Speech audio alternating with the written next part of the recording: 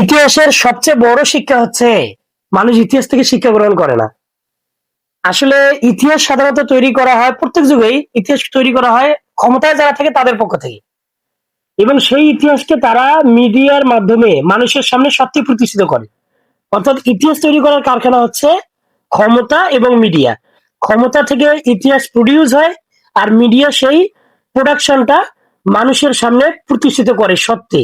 যেমন আমরা একসময় ছোটবেলা থেকে শুনে আসলাম যে আমাদের দেশে স্বাধীনতার ঘোষক জিয়াউর রহমান, মাঝখানে যে কি হইলো, কোথায় জানি কি একটা গ্যাঞ্জাম হইলো, স্বাধীনতার ঘোষক না, আমাদের বাংলাদেশে একটাই রিয়েল হলো বঙ্গবন্ধু শেখ মুজিবুর রহমান।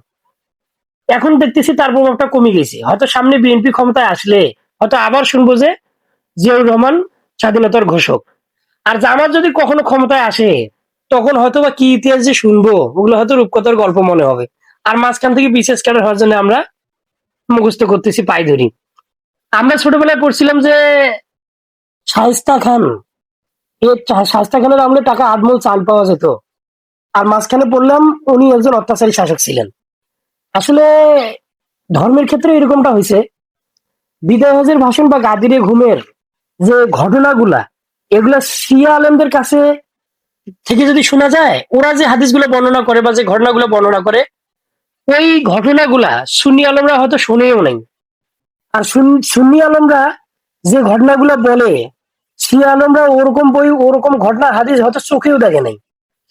আসলে মানুষের নিয়ম কি, যে সত্য মিথ্যাগুলো পরের হিসাব। মানুষের সামনে সত্য মানুষ সেটাই মনে করে সত্য হিসেবে, যেটাতে সে শুনে অভ্যস্ত, দেখে অভ্যস্ত, বুঝে অভ্যস্ত, যেটা নিয়ে মানুষ বেড়ে ওঠে, যে দৃষ্টিভঙ্গি বা কালচার নিয়ে, সেটাই তার কাছে সত্য, মানে তার কাছে সত্য হিসেবে প্রতিষ্ঠিত হয়। সেটা ভুল হোক বা ঠিক হোক, এটা কোনো বিষয় না। যেমন মানে আমরা আসলে রাস্তার বাম সাইড দিয়ে হাঁটি, তার মানে কি আমাদের কাছে লেফটটাই রাইট মনে হয়, রাইটটাই লেফট মনে হয়।